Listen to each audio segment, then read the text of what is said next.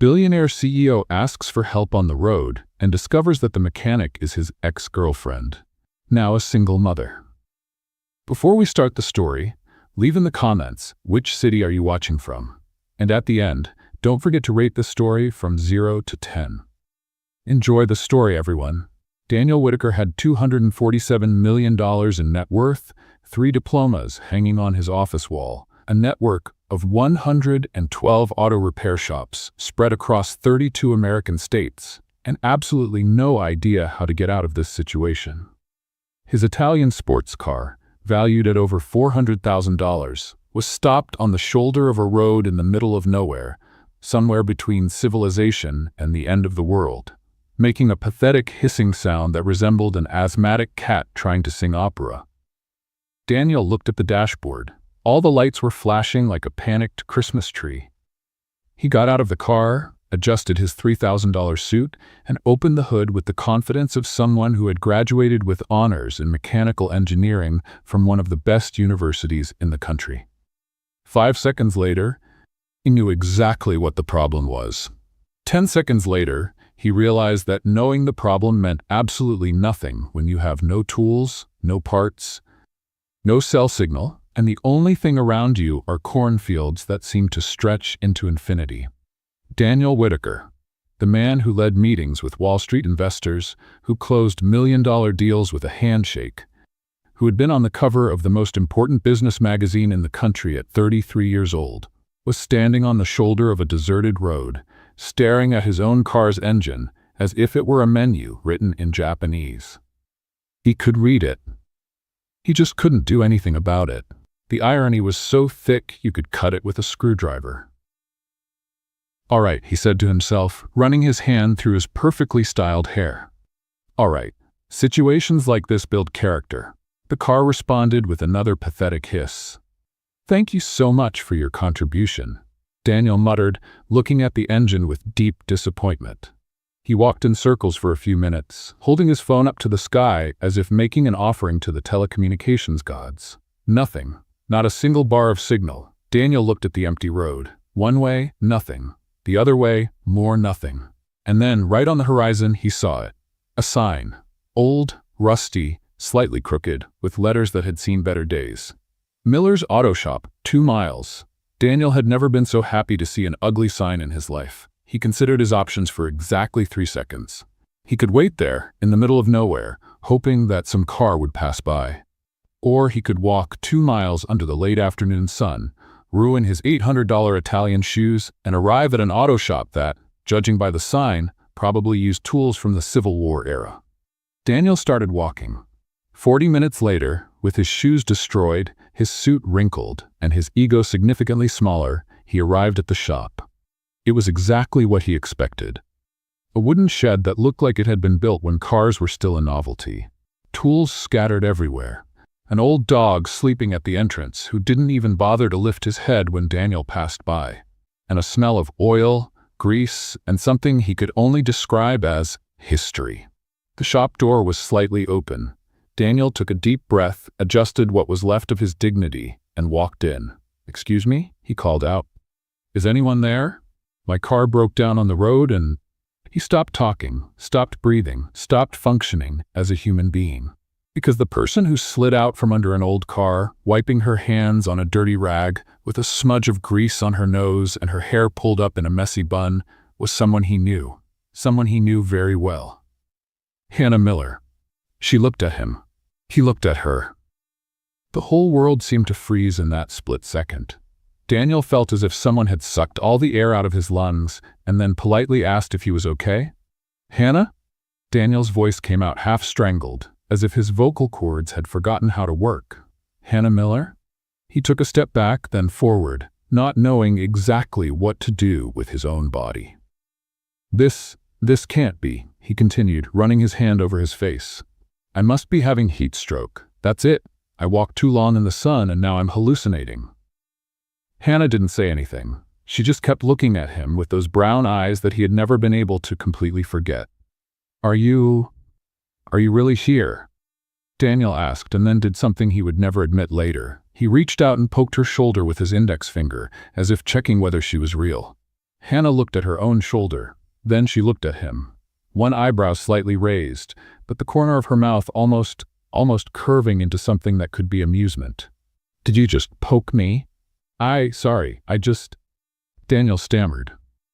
The 33-year-old CEO, who negotiated million-dollar contracts, was standing there, stammering like a nervous teenager. "It's just that how are you here?" He gestured frantically, pointing at her, at the shop, at the universe in general. "I looked for you," he said, his voice coming out more vulnerable than he intended. "For months. You disappeared and Daniel stopped, swallowed hard, realized he was saying too much. Hannah remained silent for a moment. Something passed through her eyes, something Daniel couldn't identify. A shadow of surprise, perhaps, or maybe something older, more guarded. Then, as if she had made an internal decision, she took a deep breath and assumed a professional posture. Not cold, just controlled. "Your car broke down," she said, her voice calm and neutral. It wasn't a question. Daniel blinked, still trying to process the change. "Yes," he answered, because apparently his $247 million brain had decided to take a vacation. "Where is it?" 2 miles, on the main road. Hannah nodded, as if filing away the information, as if he were just any customer, as if 10 years hadn't passed since the last time they were together. "What model?" she asked. Daniel said the name of the car. Hannah slightly raised an eyebrow. It was the only sign that she had registered its value. "Italian," she commented, an almost imperceptible tone of "that explains a lot" in her voice. "Those tend to give trouble." "I know," Daniel said. "I know exactly what the problem is. I just don't have the means to." "Fix it," Hannah completed. "I understand. That's what I'm here for." She walked past him, grabbed a toolbox from a shelf, and headed toward an old pickup truck parked outside. Halfway there, she looked over her shoulder. "You can come with me, unless you prefer to wait here." It wasn't rudeness. It was just practicality. A woman used to solving problems without wasting time on formalities. Daniel blinked. I'll go with you." "All right," she said simply, and kept walking. He followed her, feeling strangely out of his own body, as if he were watching himself from the outside. The old dog at the entrance finally lifted his head when they passed by. He looked at Daniel with an expression that could only be described as silent evaluation. Then, apparently deciding that he wasn't interesting enough, went back to sleep. Daniel got in the pickup truck. Hannah started the engine and drove off. No rush, no conversation. The radio was broken. The air conditioning, apparently, was an abstract concept in that vehicle, and the passenger seat had a spring that insisted on poking Daniel in uncomfortable places. He didn't complain, not because he was polite, but because, for the first time in many years, Daniel Whitaker had absolutely no idea what to say. The CEO who led meetings with international investors, who negotiated million-dollar contracts without batting an eye, who always had a ready answer for any situation, was sitting in an old pickup truck next to a woman he hadn't seen in a decade, completely and absolutely speechless. When they arrived at the sports car, Hannah parked and got out without ceremony. Daniel watched her approach the vehicle. She didn't open the hood immediately. First, she walked around the car, slowly, observing every detail. Then she leaned in and pressed her ear against the body, as if listening to a confession. Daniel frowned. "What are you?" Hannah raised a finger, asking for a moment. Without harshness, just concentration. He stayed silent. Hannah closed her eyes. She stayed like that for a long moment, as if she were hearing something no one else could hear. Then she opened the hood, placed her hand on the engine, and stood still again. Her fingers moved slowly, feeling, mapping. "He's exhausted," she murmured, more to herself than to him. "What do you mean?" "The car," Hannah explained, opening her eyes. "You demanded too much from him." Daniel opened his mouth to argue, to explain that cars don't get exhausted, that this wasn't a valid technical diagnosis, that he had a degree in mechanical engineering, and knew very well how engines worked. But then Hannah ran her finger through the engine grease and touched her own nose, leaving another black smudge there. And Daniel recognized the gesture. It was the same gesture she used to make in college, whenever she was about to solve a problem that nobody else could, whenever her brain had found the answer before anyone else. "Temperature sensor," Hannah said, turning her eyes back to the engine. "But that's not all." The cooling system is compromised. You drove too fast on a day that was too hot for too long. The car went into protection mode. Daniel was silent for a moment. That's exactly it, he admitted, his voice low. Hannah nodded without arrogance. Just confirmation. I figured. She started working, her hands moving with a familiarity that came from years of practice. Confident, precise, completely in control. Daniel stood there, frozen, feeling completely useless. He who knew everything about cars, he who commanded an entire network of auto shops, he who could buy this entire little town if he wanted, was standing there, watching his ex-girlfriend fix his car while he couldn't do absolutely anything to help. The irony was so heavy you could feel the weight on your shoulders. And somewhere, Daniel was certain the universe was laughing at him. A lot. Hannah's hands moved as if they had a life of their own. Daniel couldn't stop watching. She had towed the sports car back to the shop, and now she was there, leaning over the $400,000 engine, murmuring things Daniel couldn't quite hear. Every now and then, she would tilt her head, close her eyes, and seem to be having a private conversation with the vehicle. "Are you talking to my car?" Daniel asked, genuinely curious. "I'm listening," Hannah replied, without taking her eyes off the engine. "Cars talk. Most people just don't know how to listen." Daniel opened his mouth to say something about how that didn't make the slightest scientific sense, but then Hannah touched a specific spot on the engine and murmured, "Here. You're suffering here, aren't you?" The CEO of a network of 112 auto shops fell silent, because he had engineers with doctorates who couldn't diagnose problems with the precision that this woman with a messy bun and a greasy nose was showing. "The sensor is compromised." Hannah continued, more to herself than to him. "But that's not all. The water pump is at its limit. Another 50 miles or so, and you would have been stranded for real." "How do you know it was 50 miles?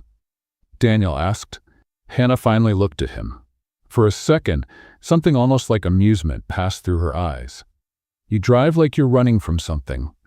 I bet you left an important meeting, got in the car, accelerated without thinking, and only realized where you were when it was already too late."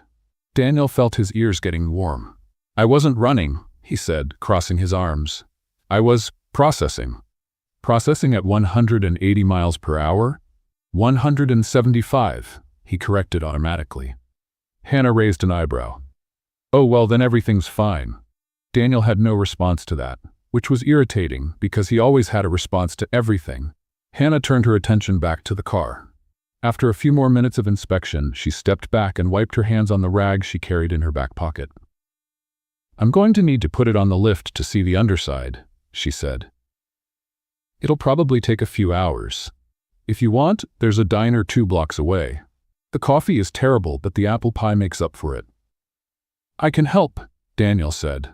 Hannah stopped. She looked at him as if he had just spoken in a foreign language. "Help?"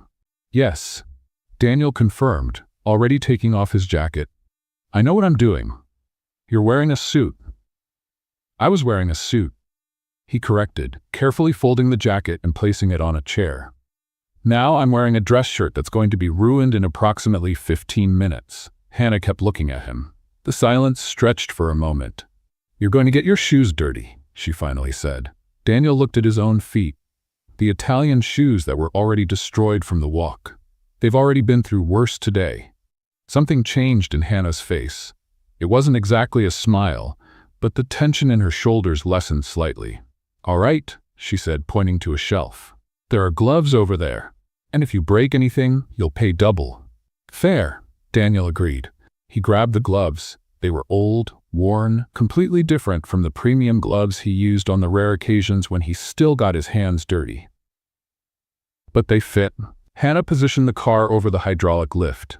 It was old equipment, but well-maintained. Daniel recognized the model. His company had stopped manufacturing that type at least 15 years ago. "Hold that there," Hannah instructed, pointing to a side lever. "When I signal, you pull slowly." "Got it." She looked at him for a moment, clearly expecting some objection. Some comment about how he knew how to do this better, or how at his company the processes were different, or anything that billionaire CEOs would normally say. Daniel just waited for the next instruction. Hannah blinked. then positioned herself on the other side. "Now," she said. He pulled the lever. The car began to rise, smooth and controlled. "Slower," Hannah requested. Daniel adjusted the force. The car rose a few more inches. "Stop." He stopped. Hannah slid under the vehicle with the ease of someone who had been doing this for years. Daniel watched, waiting for new instructions. Seconds later, she asked for a specific tool. He found it and handed it over. She asked for another. He handed it over again. And just like that, without any grand speech or dramatic moment, they fell into a rhythm. Hannah asked. Daniel delivered. Sometimes she explained what she was doing. Most of the time she didn't need to. He already knew. And when he anticipated the right tool before she even asked, Hannah didn't comment. She just accepted it and kept working. At some point, Daniel caught himself smiling. It was strange. He spent his days in endless meetings discussing numbers, strategies, market projections. It had been months since he had actually put his hands on a real engine. Years, maybe. And there he was, in an old shop in the middle of nowhere, handing tools to his ex-girlfriend like he was a novice assistant. It was ridiculous. It was absurd. And it was the most real thing he had done in a long time. "You still know the difference between a 12mm and a 14mm wrench," Hannah commented from under the car. "Some things you don't forget." Some things, she repeated, and Daniel couldn't tell if it was agreement or something more. The silence that followed wasn't uncomfortable. It was different. As if the two of them were testing territory that used to be familiar, but now had new contours. "Done," Hannah said, sliding out. "You can lower it." If Daniel operated the lever, the car descended smoothly. Hannah stood up, stretching her back. She had grease on her face, on her neck, on her arms, and even so, Daniel thought she was exactly as he remembered. Focused, capable, completely in control. "It's going to need parts," she said, taking off the gloves. "I don't have some of them here. I'm going to have to order them." "How long?" 2, maybe 3 days. Daniel should have been irritated. He had commitments, meetings, a company to run. But when he looked at Hannah, at the old shop, at the scattered tools and the smell of oil that permeated everything, he discovered that he wasn't in a hurry at all. "That's fine," he said. "I'll wait."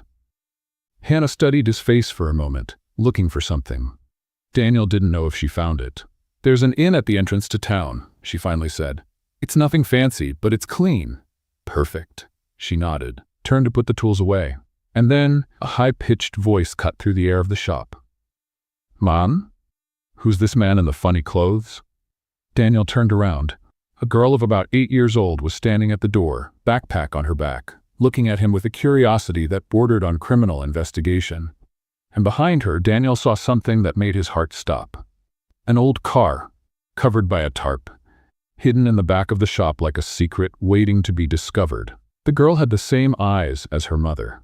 Brown, intense, and at that moment, completely focused on Daniel, as if he were a rare zoo specimen. "Mom," she repeated, without taking her eyes off him. "Why is he sweaty and his shirt dirty?" Hannah wiped her hands on the rag and approached her daughter. "Because he wanted to help Lily. This is a customer. A customer who helps?" Lily wrinkled her nose. "That's weird." Daniel couldn't hold back the laugh. "She has a point," he admitted. Lily continued studying him with that disconcerting intensity that only 8-year-old children can have. "Are you rich?" she suddenly asked. "Lily!" Hannah scolded. "What? His car looks expensive, and so do his shoes, even though they're destroyed." Daniel looked at his own shoes. The girl wasn't wrong. "I have a good job," he answered diplomatically. "That's a rich person's yes," Lily concluded, turning to her mother. "He talks just like those men in bank commercials." Hannah covered her mouth, clearly trying not to laugh. "Lily, why don't you go do your homework?" The gentleman. She hesitated. The customer was just leaving. "Actually," Daniel said, "I was curious about that car back there." The air changed instantly. Hannah went rigid. Lily looked at the tarp like it was an old friend.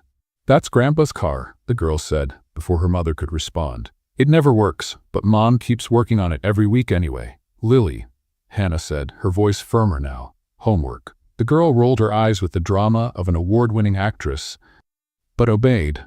Before leaving, however, she looked at Daniel one last time. "You should wash that shirt. You've got grease all the way up to your elbow." And she left, leaving Daniel with the distinct feeling that he had just been evaluated and found slightly inadequate. The silence that followed was heavy. Daniel looked at the tarp, then at Hannah. "I didn't know you had a daughter." "It's been 10 years, Daniel. A lot has happened." She said it without accusation, just fact, which somehow was worse. "She's incredible," he said, because it was true. "She's intense," Hannah corrected, but there was pride in her voice. "She got that from someone, I don't know who." Daniel smiled. "I have a theory." Hannah almost smiled back. Almost. Then she walked over to the covered car and pulled a corner of the tarp, revealing part of the body. A classic model, 60s era. Even covered in dust and missing parts, Daniel recognized the potential.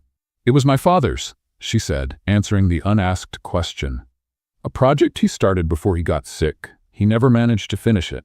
Daniel touched the dusty body, and suddenly he was somewhere else. Another time. The memory came whole, like a movie. University parking lot. 2 in the morning. The cold autumn air and the smell of burning gasoline.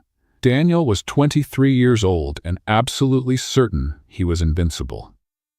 Next to him, leaning against the hood of a classic car they had spent 3 months modifying, was Hannah. 20 years old, full scholarship, and a talent he had never seen in anyone else. On the other side of the parking lot, 4 players from the lacrosse team were showing off the brand new car that one of their fathers had given as a birthday present. 0 miles on the odometer. Paint gleaming under the parking lot lights. More expensive than everything Hannah owned in her life. $1,000, the group's leader said, waving some bills. "If you have the guts." Hannah looked at Daniel, hesitant. "I don't know if—" 10,000. Daniel interrupted, pulling the checkbook from his pocket. Hannah's eyes went wide. "Daniel, what?" He shrugged, as if he had just ordered an extra dessert. "I trust you." The lacrosse players laughed, already feeling victorious. Hannah pulled Daniel by the arm and whispered, "Have you lost your mind? What if I lose?" "You're not going to lose," he replied, with an absolute certainty that she didn't understand where it came from. "You built this engine. You know what it's capable of. I'm just betting on what I already know is true." Hannah was silent for a moment. Then she shook her head, a smile escaping. "You're crazy. A crazy person who's going to be $10,000 richer," he winked. "Now go out there and do what you do best." The start was a blur. The first few seconds, chaotic. The athlete's car shot ahead, the new engine roaring with all its factory power, and then Hannah shifted gears. The classic responded as if it had woken from a deep sleep. The engine they had modified together, night after night in the garage, discussing every part, every adjustment, came alive.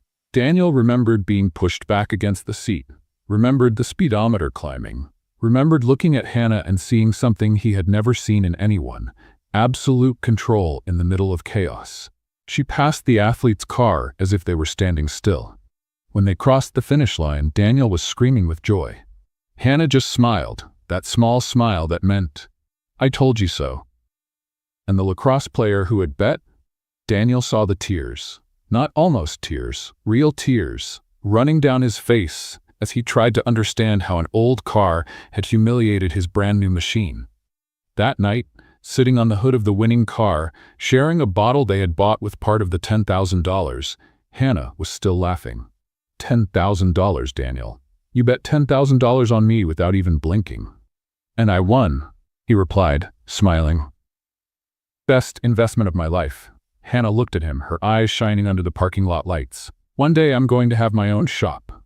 Classic restoration. Only cars that have history, and I'm going to invest. Daniel replied, full of certainty. As soon as I get access to my father's fund, we're going to be unbeatable. Hannah laughed, that light way that made Daniel's chest tighten. Why do you trust me so much? Because you're the smartest person I know, he said simply.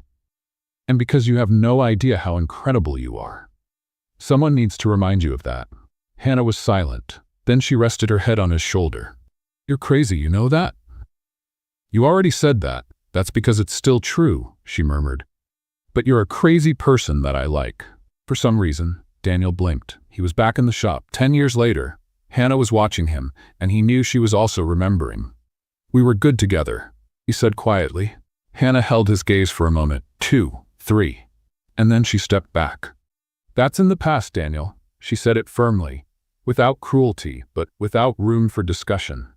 Daniel wanted to disagree, wanted to say that some things don't stay in the past, that they just wait, but he stayed silent. "The inn is on Main Street," Hannah said. "Only yellow building in town. Thank you." He walked to the door, and then stopped. "That car of your father's, what's the main problem?" Hannah hesitated. "The engine. I can't get it to start." Daniel looked at the car, then at her. "Can I take a look tomorrow?" Hannah didn't respond for a long moment. "Why?" "Because maybe some things don't need to stay in the past." She didn't say yes, but she didn't say no either. Daniel arrived at the shop at 8 in the morning wearing jeans, a t-shirt, and sneakers. Hannah looked at him from head to toe and almost dropped her screwdriver. "What happened to the suit?" "I thought it didn't go well with grease." "You look like a normal person." "Thank you." "That wasn't a compliment," she said, but she was smiling. "It was a scientific observation." Daniel laughed. It was the first time she had made a joke directed at him since he had arrived. "Progress." "So," he said, pointing to the back of the shop. "Are you going to officially introduce me to the car that hates you?" Hannah rolled her eyes, but walked to the tarp and pulled it with a dramatic movement, like a magician revealing her most disastrous trick. "Daniel Whitaker, this is the 1967 Mustang. Mustang, this is Daniel. Be nice to each other. Or not. He'll probably ignore you anyway." Daniel walked around the car, admiring the classic lines beneath the rust and gray primer. "He's beautiful. He's stubborn," Hannah corrected. "Beautiful and completely impossible, like certain ex-boyfriends who show up out of nowhere after 10 years. Daniel stopped walking. "Was that a joke about me?" "I don't know what you're talking about," she said, her face completely innocent. "I was talking about the car. Of course you were." Hannah opened the hood and the two of them leaned over the engine. Everything was there, or at least it should be. Original parts mixed with modifications, wires that seemed to have a life of their own, and a layer of accumulated frustration in every bolt. "Okay," Daniel said. "Tell me the medical history of this patient." Hannah crossed her arms and started listing. Temperamental ignition. Carburetor with existential crises. Electrical system that works when it feels like it, which is basically never. Oh, and once it started perfectly, drove 200 yards and died in the middle of Main Street. What happened? I had to push it back, alone, in the August sun. Nobody helped? There was an elderly lady on the sidewalk, Hannah said with absolute seriousness. She prayed for me. Daniel blinked. Prayed? 3 Hail Marys and 1 Our Father. I counted. She thought the car was possessed and asked if I wanted her to call the town priest. Daniel tried to hold it in, tried really hard, but the image was too strong. And you said what? That if the priest knew how to change a carburetor, he could come. Daniel lost the battle. The laughter escaped, loud and uncontrolled. Stop, Hannah said, but her lips were trembling. It's not funny, an elderly lady, praying. In the middle of the street, she was genuinely concerned about my soul. Because of a car. Because of this car, Hannah corrected, pointing at the Mustang. Which, honestly, sometimes I also think is possessed. They both laughed, and it was strange, because suddenly it felt like the 10 years had shrunk, as if they were back in the college garage, working on engines and making jokes that only they understood. Okay, Daniel said, wiping his eyes. Let me see this 4-wheeled rebel. He dove into the engine. Hannah went to get tools. And just like that, naturally, they fell into a rhythm. 12mm wrench, Daniel asked. Hannah handed it over. Phillips handed it over. Flashlight. You have 2 hands, use one of them to hold it. Daniel raised his head, feigning indignation. I'm trying to save your family's car and this is how you treat me? You're trying to impress the mechanic and you think I didn't notice. Is it working? No. Liar. Hannah threw a dirty rag at him. Daniel laughed and went back to the engine. 20 minutes later, he emerged with a thoughtful expression. I think I found one of the problems. One of them? The ignition system has been completely modified. Someone tried to adapt a racing configuration to a street engine. Hannah frowned. Modified how? Like someone wanted to get more power than the original system can handle. It's ingenious, but too aggressive for the rest of the parts to keep up. Oh, Hannah said, crossing her arms. That was me. Daniel looked at her with genuine admiration. You tried to turn this into a race car? I tried to make it deliver what I know it can deliver, she corrected. The problem is that the other parts are original. I needed a new cooling system, better injectors, reinforced wiring, but that costs more than I can afford right now. So you did the hard part first. I did the part I knew how to do. Daniel shook his head, impressed. You basically built a racing heart and put it in a body that can't handle the pace. Poetic, Hannah said, raising an eyebrow. But yes, that's exactly it. Why not go back to the original configuration? Hannah was silent for a moment. Because my father always said this car was born to race. I don't want to prove him wrong. Daniel looked at her. Understood. It wasn't just a car. It was a promise. You're impossible, he said, but his voice came out softer than he intended. You already knew that, Hannah replied, smiling. Really smiling, not that polite customer smile. By the way, you were worse. Remember when you decided you could make the engine deliver 20 more horsepower just by adjusting one little thing? It worked. It caught fire, Daniel. It worked for 30 seconds. Those were the most glorious 30 seconds of my life. Hannah burst out laughing, a real laugh, head thrown back, like she used to when she was 20, and the world still seemed full of possibilities. Daniel realized he had missed that sound. Okay, he said, clearing his throat. I'll see what I can do. It's going to take a few hours. You don't have to do this. I know, but I want to. Hannah studied him for a moment, then nodded. All right, but if you set my father's car on fire, you'll have to explain it to Lily, and she's much worse than me. Noted. Daniel went back to the engine. Hannah stayed there watching, and for the first time in 8 years, the Mustang didn't feel like a burden. It felt like a possibility. That's when the shop door opened and a male voice called out. Hannah? There's a huge imported car blocking the entrance. Whose thing is that? Hannah and Daniel turned around at the same time. A man of about 60 years old was at the door. Gray hair, brown eyes identical to Hannah's, and an expression of curiosity mixed with suspicion. Hannah's father had arrived, and he was looking directly at Daniel. Hannah's father had the kind of look that made you want to confess things you hadn't even done. Daniel felt like he was 15 again, being caught coming home after curfew. Dad, Hannah said, walking up to him. This is Daniel. Customer. The man repeated, his eyes still fixed on Daniel. A customer who works on the Mustang? I asked for help. You never ask for help. Yeah, Hannah sighed. I'm trying new things. Her father extended his hand to Daniel. The grip was firm, very firm. Frank Mill Whitaker. Pleasure to meet you, sir. Whitaker, Frank repeated, as if filing the information away. Is that car out there yours? It is. Italian? Yes, sir. Frank nodded slowly.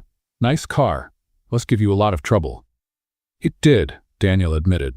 That's why I'm here. Frank looked at his daughter, then at Daniel, then at the Mustang with its hood open. It was obvious he was putting together a puzzle in his mind, and Daniel wasn't sure he wanted to know the conclusion. Grandpa, Lily's high-pitched voice cut through the tension like a hot knife through butter. The girl came running and threw herself into Frank's arms, who immediately transformed from intimidating interrogator into melted grandfather. My princess, he said, lifting her off the ground. How was school? Boring. The teacher made us draw fruit for 2 hours. 2 hours, Grandpa. I already know what a banana looks like. A tragedy, Frank agreed, serious. Totally, Lily confirmed. Then her eyes found Daniel. Oh, you're still here? Still here, Daniel confirmed. Did you sleep in those clothes? Lily, Hannah scolded. It's a valid question, the girl defended herself. Yesterday he was wearing a suit. Today he's in jeans. I'm tracking the evolution. Daniel couldn't help but smile. I bought new clothes to help at the shop. Lily said, clearly not impressed. Then she saw the Mustang with its hood open and her eyes lit up. Are you guys working on Grandpa's car? Before anyone could answer, she had already escaped Frank's arms and was walking toward the vehicle.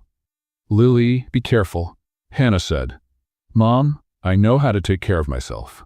The girl opened the driver's door and sat in the seat as if she did it every day. She probably did. It's not going to start, Lily announced, turning the pretend steering wheel. We know, Hannah said. No. I mean, you're looking in the wrong place. Daniel and Hannah exchanged a look. What do you mean? Daniel asked. Lily sighed, the way only 8-year-old children can sigh when they think adults are too slow.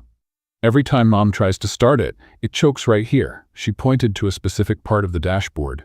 "It makes a sound like—" She imitated a failing engine sound that was disturbingly accurate. "And then it stops." Daniel looked at Hannah. "Is she right?" Hannah seemed torn between pride and irritation. "She's describing the symptoms correctly." "It's not just symptoms," Lily corrected. "I know where the problem is. It's in that thing under the back seat." "What thing under the back seat?" Daniel asked. "The gas thing," Lily said, as if it were obvious. "Every time Mom starts the car, I hear a strange noise coming from there. It's like a cry.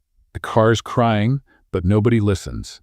Daniel bent down and looked under the back seat, then looked at Hannah. "There's a secondary fuel pump here." "I know," Hannah said. "I installed it. Have you checked it recently?"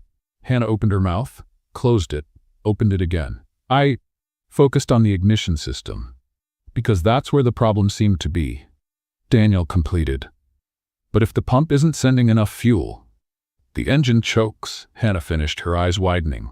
"Every time, at the same point, because it runs out of fuel at the critical moment." They both looked at Lily, who was busy pretending to drive, completely oblivious to the fact that she had just solved an 8-year-old problem. "How did you know that?" Daniel asked. Lily shrugged. "I pay attention, and the car tells me things." "The car tells you things," Daniel repeated. "Yeah, I sit here and listen. It makes different sounds when it's happy or sad or hungry."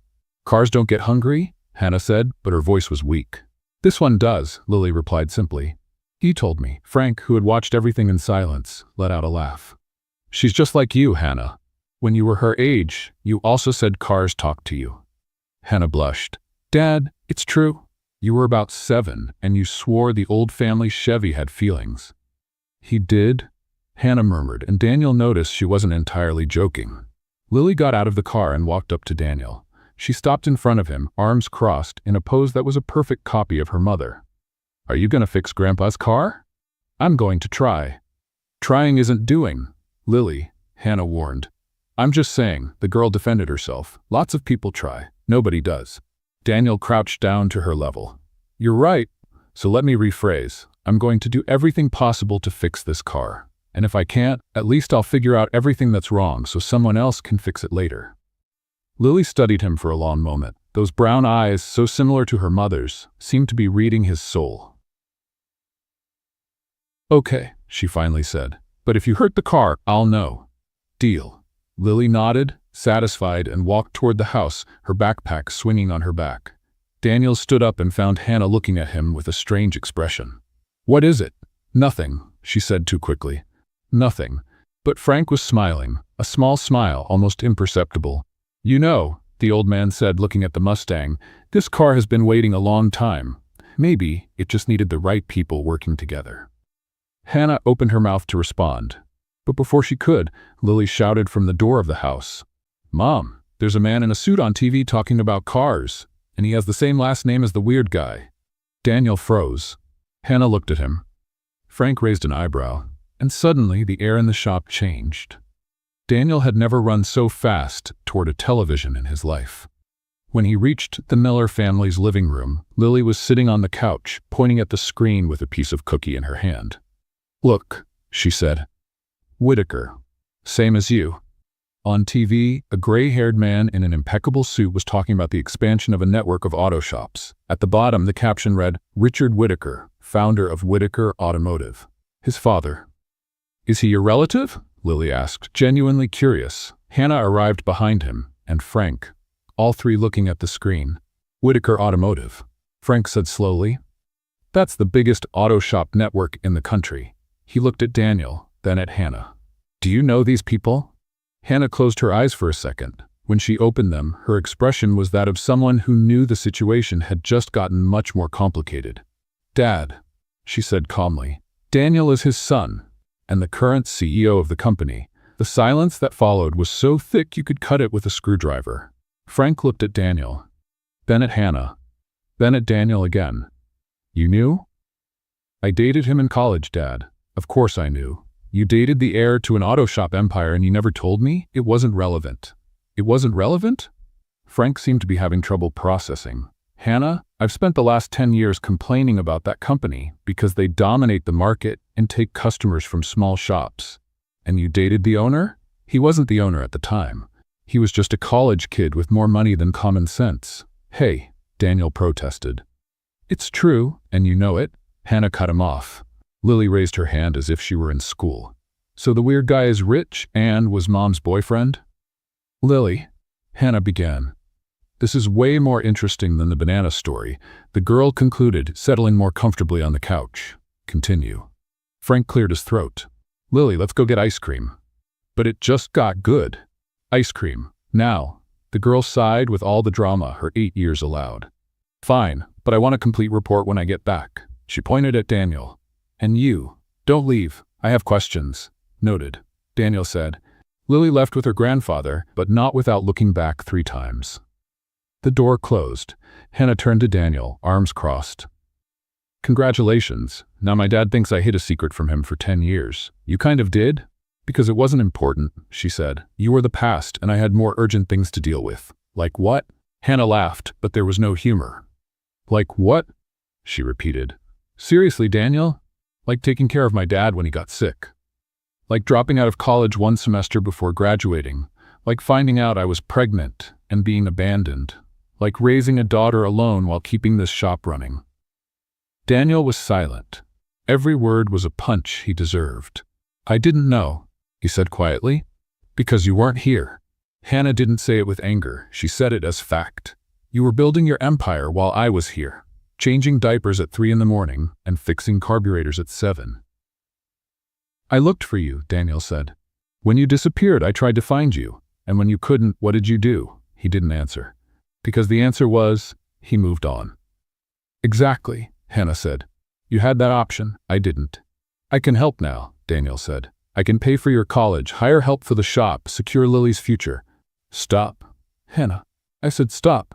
She took a step toward him, her eyes shining. You think the problem is money, that I'm here because I don't have the resources to leave? I didn't mean that. That's exactly what you said. Hannah took a deep breath.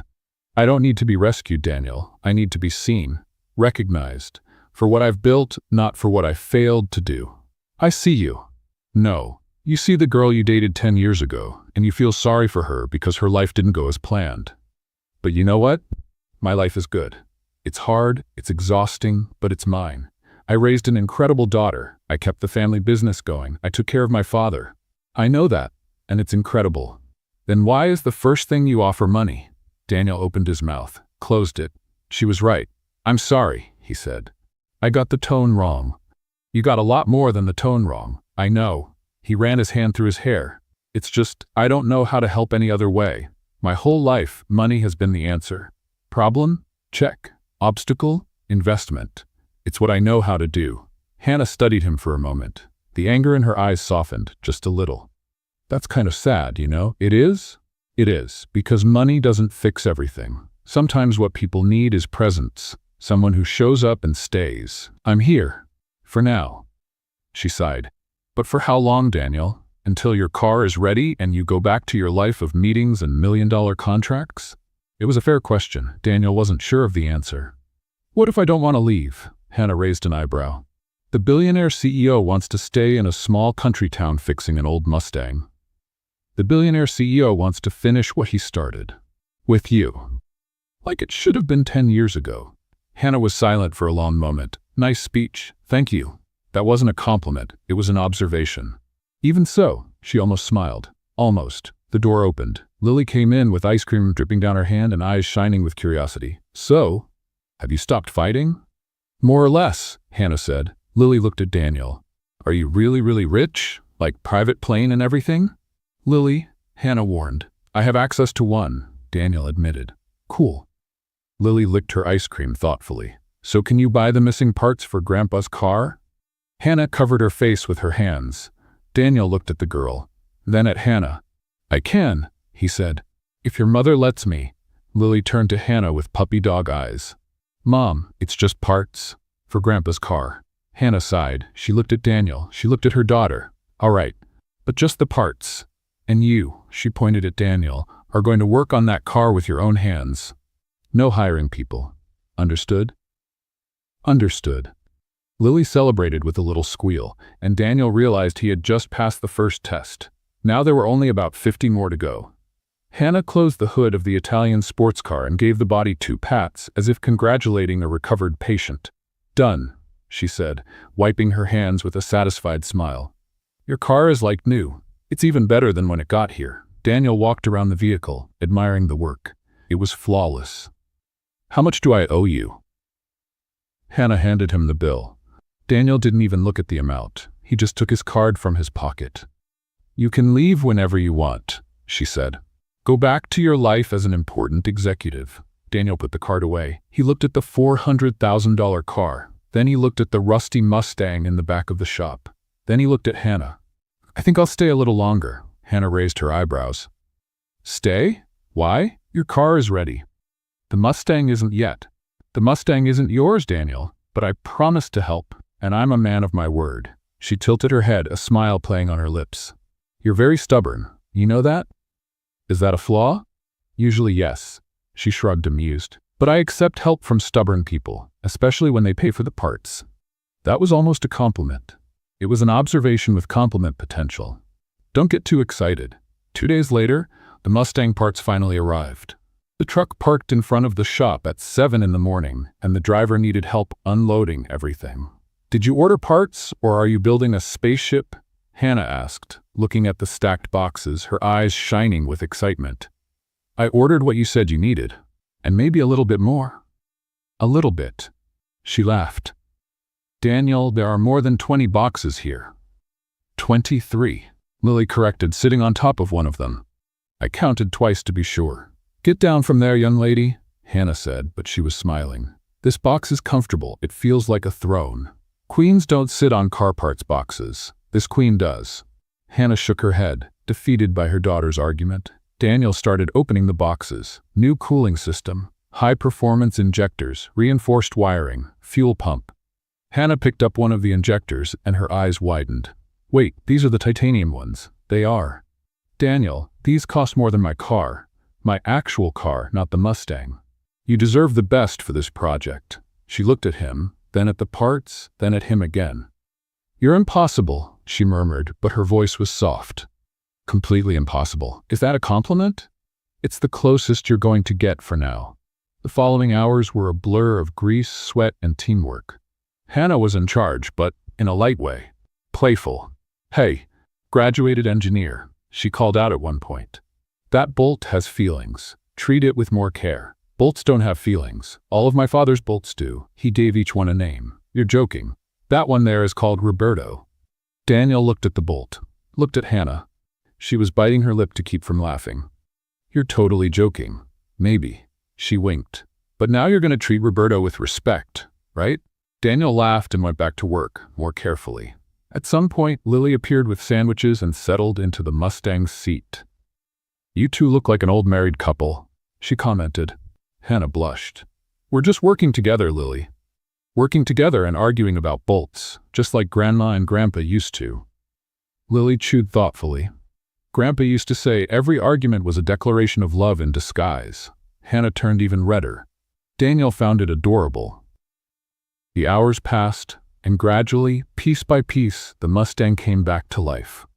"I think it's ready," Hannah said, wiping her hands. There was nervousness in her voice and hope. "It's going to work," Daniel said. "You don't know that." "No, but I believe in you," Hannah smiled, a small and genuine smile. Lily positioned herself next to Daniel like a fan at a championship game. "Go, Mom, the Mustang believes in you too." Hannah sat in the driver's seat, took a deep breath, put the key in the ignition. Through the rearview mirror, she found Daniel's eyes. "Here goes." She turned the key. The engine coughed, choked, made a strange noise. Silence.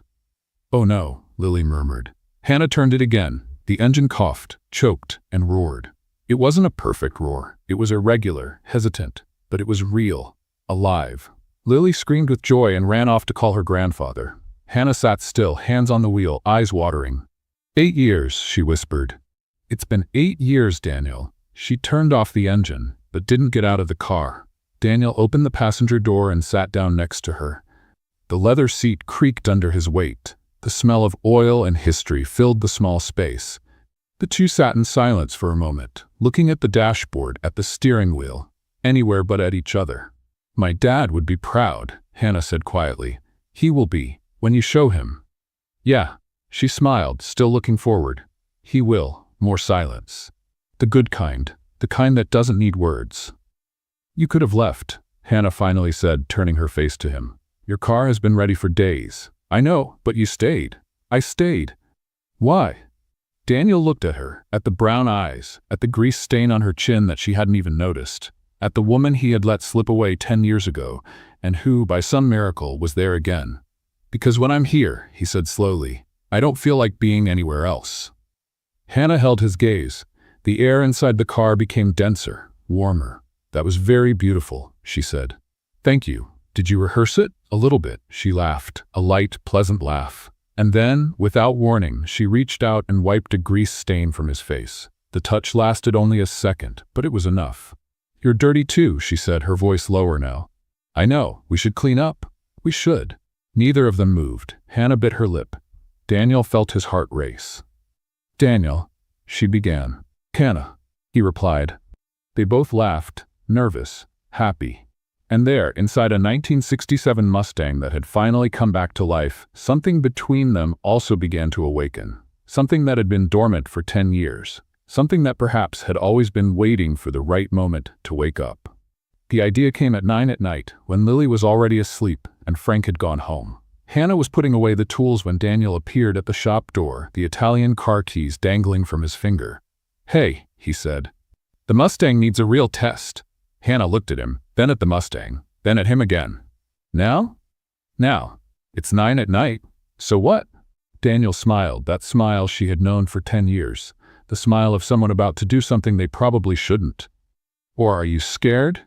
Hannah felt something awaken in her chest, something that had been dormant for a long time. "I'm never scared," she said, grabbing the Mustang keys.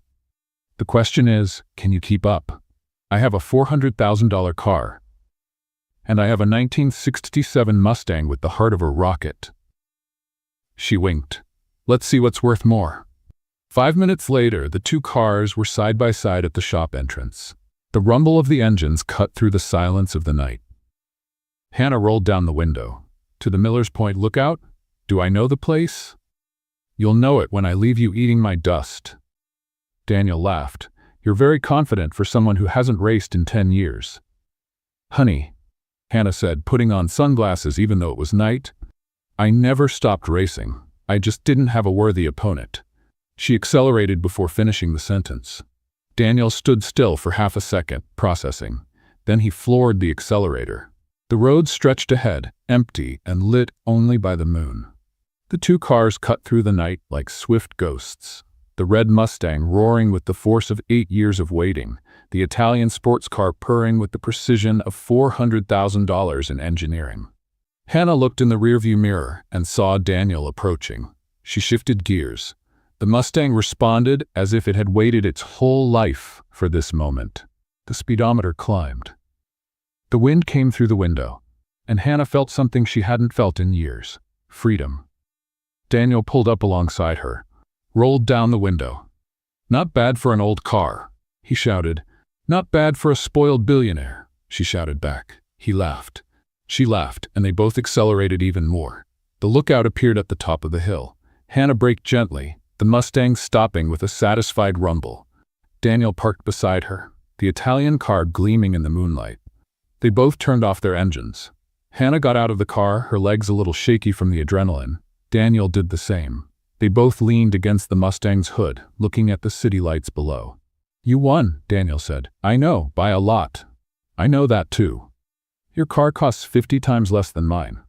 And even smiled. "Humiliating, isn't it?" Daniel shook his head, laughing. "You haven't changed at all." "Yes, I have," she said, her voice softer now. "I've changed a lot. It's just that some things stay the same." She looked at him. He looked at her. The air between them became denser, warmer. "Hannah," Daniel began. "Daniel," she replied. "I'm going to do something now," he said slowly. "And if you want to stop me, this is the moment." Hannah didn't move. Daniel leaned in and kissed her. It was a soft kiss at first, hesitant, as if they were both testing whether this was real. Then it wasn't soft anymore. Hannah put her hand on the back of his neck and pulled him closer. Daniel held her by the waist. And there, between two cars and a sky full of stars, 10 years of distance disappeared. They stayed there all night, talking, laughing, remembering, planning. At some point, they lay down on the Mustang's hood, their bodies close, looking at the stars. Hannah pointed out constellations she had learned from her father. Daniel confessed he had never stopped to really look at the sky. In New York, the stars didn't exist. The hours passed without either of them noticing. And then slowly, the sky began to change. Black gave way to dark blue, then to purple, then to orange. Hannah opened her eyes. She hadn't even realized she had dozed off, and found herself facing the most beautiful sunrise she had ever seen. The sun was rising behind the mountains, painting the sky gold and pink. The city below was still asleep. The world was silent, and she was there, with her head resting on Daniel's chest, feeling his breathing rise and fall. "Hey," she whispered. Daniel opened his eyes, blinked against the light, looked at the horizon. "Wow," he murmured. "Yeah," Hannah agreed. "Wow." They sat in silence, watching the sunrise. They didn't need words. When the sky was completely clear, Daniel moved. He sat up on the hood, bringing Hannah with him. "I need to go back to New York," he said. "The company doesn't run itself." Hannah felt something tighten in her chest, but she didn't say anything. "But I don't want to go alone," he continued, turning to look into her eyes. "I want you and Lily to come with me. A few days. I want to show you my world, the same way you showed me yours." Hannah looked at him, at the eyes illuminated by the rising sun. "You want to take Lily to New York?" "Of course," Daniel smiled. "I need to win her over too, right?" "You do, and she's much harder than me." "I know. She already warned me about the screwdrivers." Hannah laughed. "So?" he asked.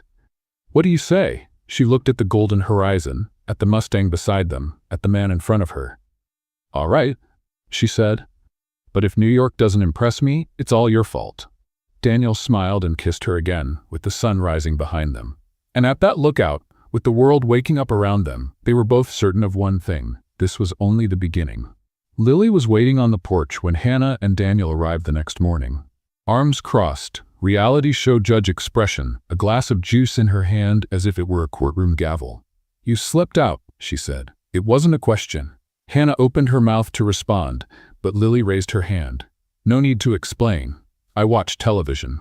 She looked from one to the other. "Are you two dating now?" Daniel choked on his own air. Hannah turned red. "Lily, sweetie, we can talk about this later." "Yes or no, Mom? It's a simple question." Daniel looked at Hannah. She looked at him. They both looked like two teenagers caught off guard. "If your mother wants to," Daniel said softly. "Yes." Hannah blushed even more, but smiled. Lily observed the exchange of glances between the two. She nodded slowly. "Okay." She pointed at Daniel. "You, come with me. You'll find out." Daniel looked at Hannah for help. She just shrugged, clearly amused. "Good luck," she said. "You'll need it." Lily marched toward the backyard. Daniel followed her, feeling like he was going to an interrogation conducted by someone 4 feet tall. The girl stopped under a big tree and turned to him. "Sit," she ordered, pointing to a tire swing. "On the swing?" "Sit." Daniel sat. The tires swung dangerously. He felt completely ridiculous. Lily stood in front of him, satisfied with the power dynamic. "First question," she said. "Do you know how to make pancakes?" "I do." "With a bare face?" "I can learn." Acceptable answer. Lily wrote something in a pink notebook. Second question. "Do you know how to play Uno?" "I do." "Do you know how to lose at Uno without getting angry?" Daniel hesitated. "I think so. We'll test that later." Another note. Third question. "If my mom cooks food and burns it, do you eat it anyway?" "Of course I do." Right answer. Lily put away the notebook. "Now come on. You're going to help me wash the Mustang." "Wash the Mustang?" "You heard me. Let's go." The next hour was a mix of water, soap, and relentless commands. "Not like that. In circles. You left a spot there. That sponge is for the wheels, not the body. Do you want to scratch my grandpa's car?" Daniel obeyed every instruction, soaked from head to toe, while Lily remained mysteriously dry and commanded operations from a beach chair. When they finished, the Mustang was shining, and Daniel looked like he had taken a hose shower. "Not bad," Lily conceded, "for a beginner." "Thank you." "I think." Lily studied him for a moment. "You're weird, you know that?" "Why?" "Because you're rich. You could have sent someone to do this, but you did it yourself. You asked me to do it. So what? Rich people don't usually listen to kids. Daniel crouched down to her level.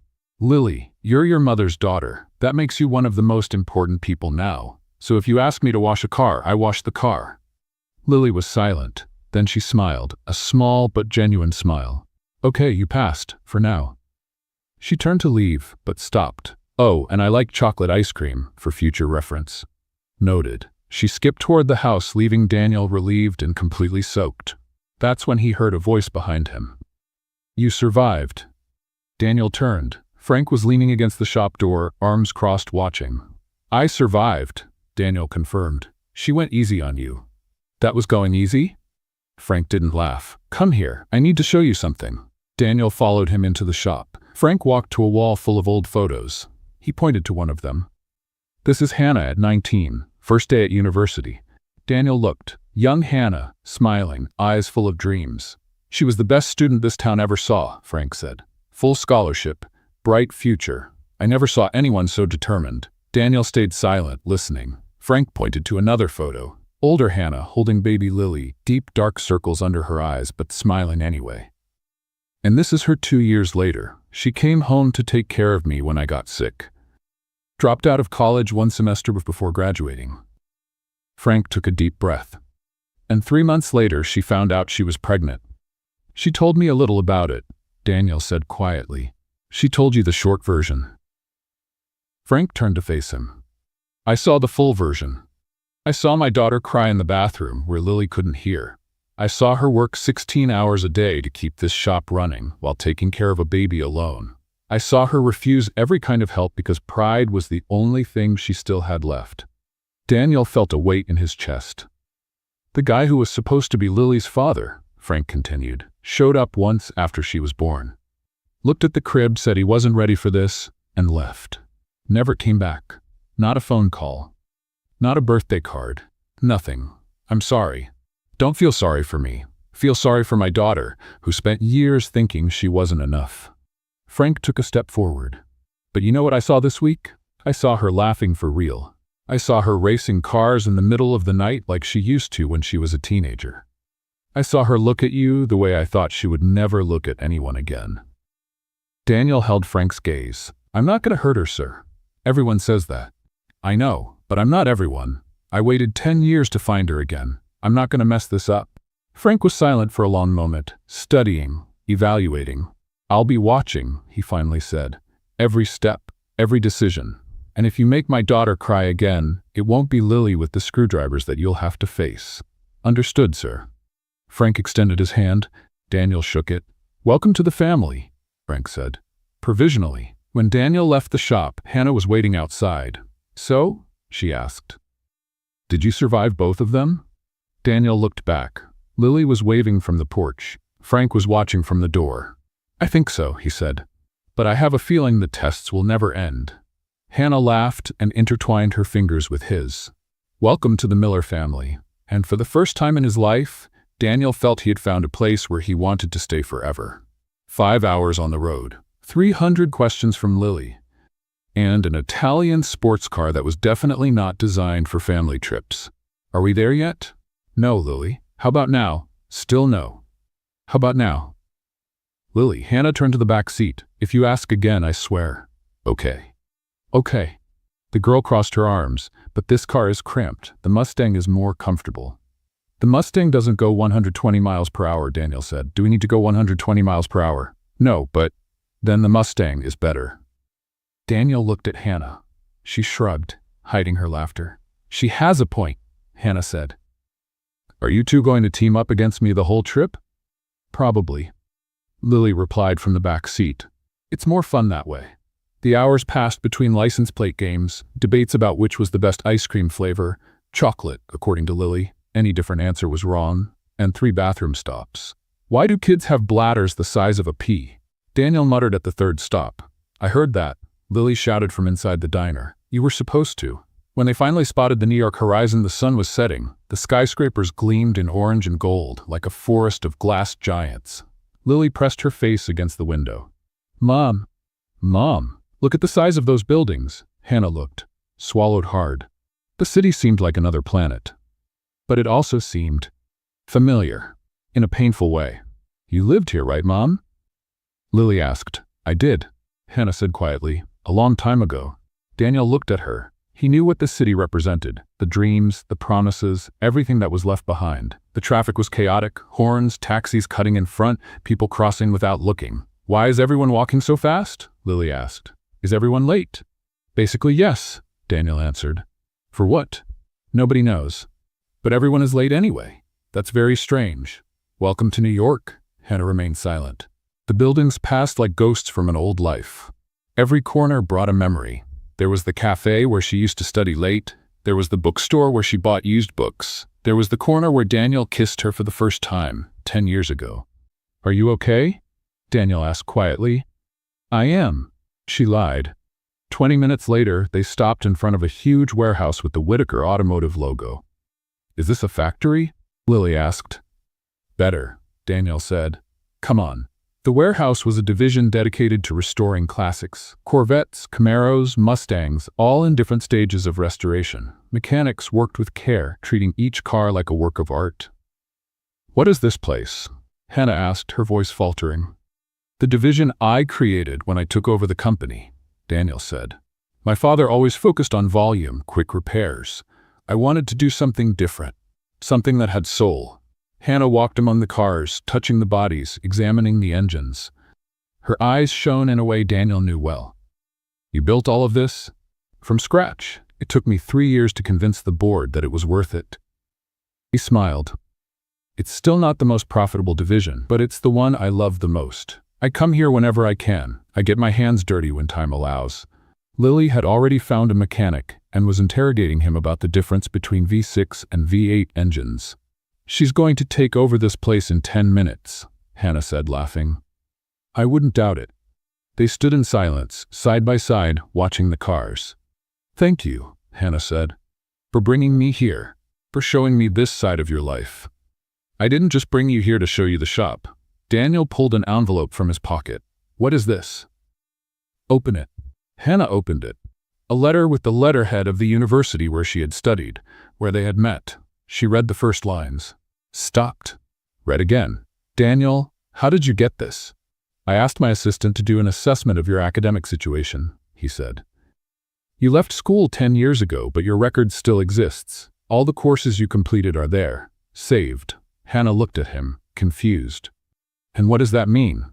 "It means you can go back. Not exactly from where you stopped, because some things have changed in the curriculum. But the university has a re-entry program. You enroll again, validate the courses you already took, and complete what's left." Her hands were shaking, holding the paper. "Daniel, this costs a fortune. Registration, tuition, books, materials. I know, and I'm going to pay for everything. I can't accept this." "Yes, you can." He held her hands. "It's not charity, Hannah. It's an investment, a partnership. You graduate in mechanical engineering, and then you take over this division with me. We expand to your town. We build this together." Hannah was silent for a long moment, her eyes full of tears. "Why are you doing this?" she asked, her voice breaking. "Because you're the most talented person I've ever met, and someone needs to remind you of that." She recognized the words, the same ones from 10 years ago, on the hood of an old car after a race in the middle of the night. "You kept that?" she whispered. "After all this time, I kept everything, Hannah.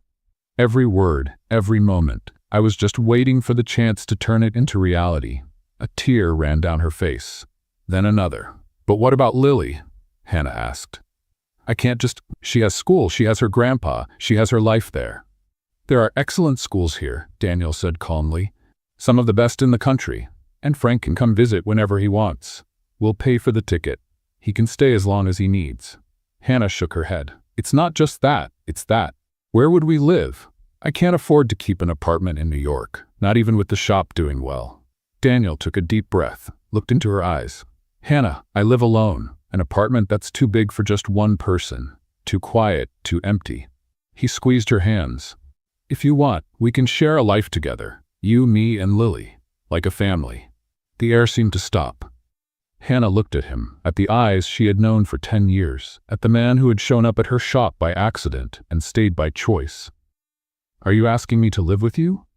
I'm asking you to build a life with me, Daniel said, the way it should have been 10 years ago, if you want. The silence lasted an eternity, compressed into seconds. What if it doesn't work out? Hannah asked quietly. What if it does? She didn't have an answer for that. Lily appeared out of nowhere, grease on her nose, and a huge smile. Why is Mom crying again? You promised you wouldn't make her cry. These are happy tears, Hannah said, laughing and crying at the same time. Are there happy tears? There are, sweetheart. Hannah looked at Daniel.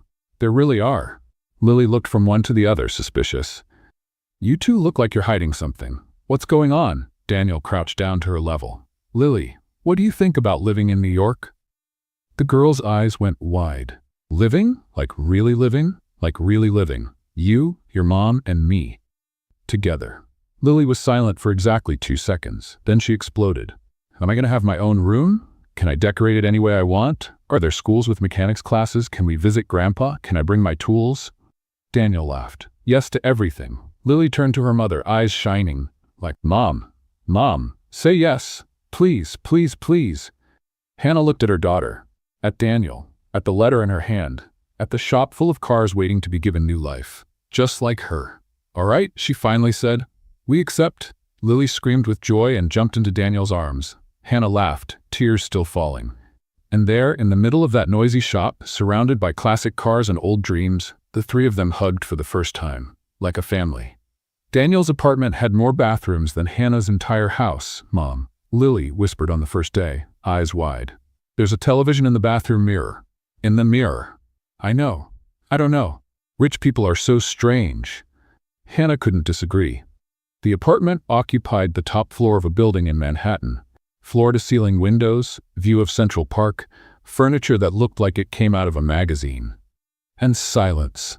A silence that felt wrong after years of hearing the noise of the shop. Good morning, Mrs. Miller. Hannah jumped in surprise. A woman in an impeccable uniform had appeared out of nowhere. This is Margaret, Daniel said, entering the room. She's been taking care of the apartment for 15 years. You can call me Hannah, she said, extending her hand. Margaret looked at the extended hand as if it were a strange object, then shook it, politely confused. Of course, Mrs. Hannah. Just Hannah. Yes, Mrs. Hannah. Daniel hid his laugh behind a cup of coffee. Lily's adaptation was instant. In 3 days, she had already reorganized her room, convinced Margaret to make pancakes for breakfast, and figured out how to use the sound system to play music in every room at the same time. Lily, Hannah called on the 4th day, when a pop song invaded even the bathroom. How did you do this? Margaret taught me. Margaret taught you to turn the apartment into a dance club? No, she taught me where the buttons are. The dance club was my idea. Margaret appeared at the door, her face slightly embarrassed. Miss Lily is very persuasive. She's stubborn, Hannah corrected. I preferred determined, Lily shouted from the hallway. Hannah looked at Daniel, who was watching everything with a huge smile. You're enjoying this, aren't you? Very much, he admitted. This apartment has never had so much life. College was harder. On the first day, Hannah entered the classroom and realized she was the oldest one there by at least 10 years. The other students looked like babies with expensive laptops and fashionable clothes. Excuse me, a boy asked. Are you the substitute teacher? Hannah swallowed hard. No, I'm a student. The boy blinked, then smiled, embarrassed. Oh, cool, sorry. It's okay. It wasn't okay. Hannah sat at the back of the room, feeling like a fraud. What was she doing there? She was 30 years old, had an 8-year-old daughter, and was trying to compete with kids who had just graduated high school. At lunchtime, she called Daniel. I can't do this. Do what? This. College. I'm too old. Everyone looks at me weird. A boy thought I was a teacher. And what did you say? That I was a student. And did he faint from shock? No, he apologized. Then what's the problem? Hannah was silent. Hannah, Daniel said, his voice soft. You're not there to impress anyone. You're there to finish what you started. For your dream, not for what others think. What if I can't do it? You restored a 1967 Mustang that had been abandoned for 8 years. You raised a daughter on your own. You kept a shop running. He paused. A classroom is not going to defeat you. Hannah took a deep breath. You're very good with words, you know that? I know. That's why I'm CEO. she laughed. Despite everything, she laughed. I love you, she said before realizing it was the first time she had said it. The silence on the other end lasted a second. Two. I love you too, Daniel replied. Now get back to class and show those babies how it's done. Hannah hung up smiling. The weeks went by. Hannah adapted. The classmates stopped looking at her strangely when they discovered she knew more about engines than the professor. Lily made friends at her new school and convinced Margaret to watch cartoons with her every afternoon. And every night, the three of them had dinner together. I want pancakes, Lily announced on a Friday. For dinner? Hannah asked. Daniel promised he was going to teach me how to make them with a bare face. Hannah looked at Daniel. You promised that? I may have mentioned something about pancakes, he admitted. With a bare face, Lily added. Don't forget the important part. 20 minutes later, the kitchen was a disaster. Flour on the floor, batter on the ceiling, no one knew how, and Lily wearing a chef's hat that Margaret had found in some cabinet. This pancake doesn't look like a bear, Lily said, looking at the pan. It looks like an abstract bear, Daniel argued. It looks like a potato with eyes. Potatoes can be bears. No, they can't. Hannah watched the two of them leaning against the counter, the destroyed kitchen. Her daughter covered in flour, the man she loved arguing about pancake shapes with an 8-year-old. It was chaotic, it was messy, it was perfect. Mom, Lily called. Why are you crying? Hannah touched her own face. She hadn't even noticed. They're happy tears, she said. Again, Lily rolled her eyes. Adults cry a lot over good things. It's because sometimes we take a long time to believe that good things can happen, Hannah explained. Lily thought for a moment. That's kind of sad. It is, but it's also kind of beautiful. Daniel came over and put his arm around her. Lily turned her attention back to the pancakes. Welcome to your new life, he whispered. Hannah smiled. I like it. Even with flour on the ceiling? Especially with flour on the ceiling. That night, the three of them ate pancakes of questionable shape, laughed until their stomachs hurt, and Hannah realized something important. She wasn't just surviving anymore. She was living. The credit card felt heavier than a piece of plastic should. There's no limit, Daniel said casually, placing the card in Hannah's hand. Buy whatever you need. There's no limit? No. What do you mean there's no limit? It means you can buy whatever you want without worrying about the price. Hannah looked at the card as if it were a bomb about to explode. That's terrifying. For most people, it's liberating. I'm not most people. Daniel laughed and kissed her forehead. That's why I love you. Victoria will accompany you. She's been my personal assistant for 5 years. She can find anything in New York. Victoria arrived at 2 o'clock sharp, hair pulled back in an impeccable bun, high heels that made an authoritative sound on the floor, and a tablet that seemed like an extension of her arm. Mrs. Miller, she said, extending her hand. Pleasure to meet you. Hannah. Just Hannah. Of course, Mrs. Hannah. Hannah sighed. She was Margaret 2.0. The first store was intimidating. Clothes hanging like works of art, saleswomen who looked like models, and prices Hannah refused to look at. This one would be perfect for the occasion, Victoria said, holding up an elegant black dress. Hannah looked at the tag. She almost choked. This costs more than my car. Your car is a 1967 Mustang, Mrs. Hannah. This costs more than most cars. That doesn't make me feel better. Victoria almost smiled. Almost. Hannah tried on 7 dresses, all beautiful, all very expensive, all making her feel like a fraud. You don't seem comfortable, Victoria observed. I look like someone pretending to be someone else. Victoria studied her for a moment, then put the tablet away. May I be honest, Mrs. Hannah? Please. I've worked for Mr. Whitaker for 5 years. I've seen many women trying to impress him. She paused. You're the first one he's brought to meet his parents. Hannah blinked. Really? Really? So stop trying to be who you're not. Be who made him fall in love. Hannah looked in the mirror, at the woman in the expensive dress she didn't recognize. What if his parents don't like who I am? Then that's their problem, not yours. Hannah smiled. Maybe Margaret 2.0 wasn't so bad after all.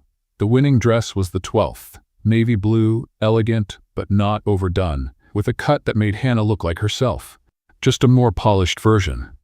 This one, Victoria said, nodding. This is you. Victoria still insisted on a stop at the salon. Hair, makeup, nails. Hannah tried to resist. I know how to do my own makeup. I know you do. But today you're going to let someone else do it. Consider it a gift from Mr. Whitaker." Hannah sighed and surrendered. 2 hours later, she barely recognized herself in the mirror. Her hair was down in soft waves, the makeup highlighted her eyes without looking overdone, and the blue dress felt perfectly. When Hannah walked into the apartment that night, Daniel was in the living room adjusting his tie. He turned when he heard her footsteps, and stopped, completely. The tie was forgotten in his hand. His mouth opened slightly. His eyes traveled over Hannah from head to toe, as if they couldn't believe what they were seeing. "Hannah," he said, his voice husky. "What is it? Does it look weird? You look perfect." He walked up to her. "Absolutely perfect. It's just a dress. It's not the dress. It's you. The dress is just lucky to be on you." Hannah laughed, blushing. "That was really cheesy. It was sincere." He kissed her softly. "My parents are going to love you," he said, "because it's impossible not to love you." Lily appeared in the hallway wearing a floral dress. "Yuck. Are you being gross again?" "Yes," Daniel answered. "Adults are weird." Lily looked at her mother and stopped. "Mom, you look really pretty, like a movie actress." "Thank you, sweetheart. Like really, really pretty." She turned to Daniel. "Did you see?" "Believe me," Daniel said, still looking at Hannah. "I saw." The car stopped in front of the Whitaker mansion. Lily pressed her nose against the window. "Mom, that house has more windows than our school. Rich people are so strange." Daniel's mother appeared in the hall like a queen. Eleanor Whitaker was elegant, impeccable, and had an X-ray gaze. "Daniel, you're late?" "Traffic, Mom." Her eyes landed on Hannah. "You must be the famous Hannah. Daniel says you're a mechanic." "I am. I have a shop with my father." "Interesting." Daniel's father appeared smiling. "Hannah, finally, and this must be Lily." "You have a naked statue in your garden," Lily said. "Lily," Hannah whispered. "It's Greek art," Richard explained, laughing. "Greek art doesn't wear clothes? Apparently not. Weird." Richard burst out laughing. Eleanor developed a headache. Dinner started tense. Eleanor asked trick questions. "The portion is small," Lily observed. "It's an appetizer," Eleanor explained. "An appetizer for what? For the real food?" Richard almost spit out his wine. But everything changed at dessert. "You work with classic cars," Eleanor said. "What kind?" "American from the 60s. Mustangs, Camaros, Corvettes." "Do you know the difference between a 289 and a 302 engine?" "The 289 has a smaller block. The 302 came later, more torque. But the 289 high performance is still my favorite." Eleanor was silent. Then she smiled. "You like classic cars?" Hannah asked, surprised. "I love them. But no one in this family understands the difference between managing auto shops and actually getting your hands greasy." She shot a look at Daniel. "My son created a restoration division, but he rarely has time to show up there." "It's hard to balance," Daniel defended himself. "It's a matter of priority." Eleanor turned to Hannah. "That's why I like you. You don't talk about cars, you live cars." Hannah smiled, touched. The rest of the evening was different. Eleanor and Hannah discussed carburetors. Lily fell asleep after 3 desserts. At the goodbye, Eleanor held Hannah's hand. "You're different from what I expected. Is that good?" "It's good. Welcome to the family." In the car, Daniel smiled. "You won over my mother. She really likes cars. Who would have thought?" Hannah looked out the window. Lily was sleeping in the back. The city was shining. She belonged now. For real. 6 months passed like a well-tuned engine, fast, smooth, and full of life. Hannah was in her last semester of college. Her grades were excellent. The professors were already talking about recommending her for specialization programs. And most importantly, she finally believed she belonged in that place. Lily had become the school mascot. She made friends as easily as she had opinions about everything. Margaret no longer even tried to resist her requests. And every week, without fail, she called her grandfather to tell him every detail of life in New York. "Grandpa, you need to see how big the buildings are. They're real giants." "I know, sweetheart. You tell me every week. Because it's important. You have to come see. One day I will." What Lily didn't know was that day had come. Daniel had called Frank 3 weeks earlier, in secret. The conversation was short and direct. "Mr. Miller, I want to ask your daughter to marry me, and I want you to be present." The silence on the other end lasted 3 seconds. "It's about time, kid," Frank replied. "Send the ticket." But it wasn't just Frank. Daniel had spent weeks organizing everything. The Mustang was taken to the company's restoration division. An entire team worked on the body and paint. The car that Hannah and Daniel had fixed together was now perfect. Bright red. Like new, like it always should have been. Eleanor and Richard were also involved. For the first time, Eleanor had offered to help, and Daniel almost fell out of his chair when she showed up at the shop to supervise the final details. "The paint needs to be flawless," she told the team leader. "This woman knows cars. She'll notice any mistake." On a Friday in October, Daniel told Hannah he needed to show her something at the company's shop. Something important. "What is it?" she asked in the car. "A surprise." "I don't like surprises." "You'll like this one." Lily, in the back seat, was swinging her legs with anticipation. "Mom, stop asking questions. You're ruining the surprise." "You know what it is?" "No," Lily said too quickly. Hannah looked at her through the rearview mirror. "You're lying." "Okay, I know a little bit, but I can't tell. I promised." Daniel parked before Lily could say more. "We're here." The restoration division warehouse was strangely silent. Normally there was noise from tools, music, mechanics talking, but at that moment, nothing. Daniel opened the door, and Hannah stopped breathing. In the center of the shop, illuminated by a spotlight, was the Mustang, but not the Mustang she knew. This one was perfect. The body gleamed in vivid red. The paint was flawless. The chrome sparkled. It was the car her father had always dreamed of, finally complete. "Daniel," she whispered, her voice failing. "How did you—" But then she saw something else. Standing next to the car, smiling, was Frank. "Dad?" "Hi, sweetheart." Hannah covered her mouth with her hands. The tears came instantly. "Grandpa!" Lily screamed, running into his arms. "You're really here?" Hannah was right behind, hugging them both. When she stepped back, she saw two more figures behind the car. Eleanor and Richard. "You didn't think we'd miss this, did you?" Eleanor said. Hannah looked around. The Mustang, her father, Daniel's parents, everyone who mattered, gathered there. "What's happening?" Daniel walked over to her. He took her hands in his. "Hannah," he said. 10 years ago, I met a girl at a university. She was stubborn, talented, and amazing, and I was foolish enough to let her slip away. When my car broke down on that road, I thought it was the worst day of my life. But it was the best, because it brought me back to you."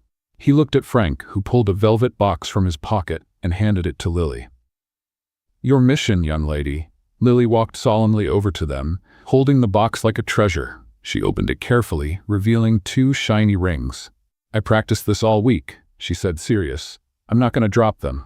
Daniel picked up one of the rings and knelt down. "Hannah Miller, will you?" "Yes," Daniel blinked. "I didn't even finish."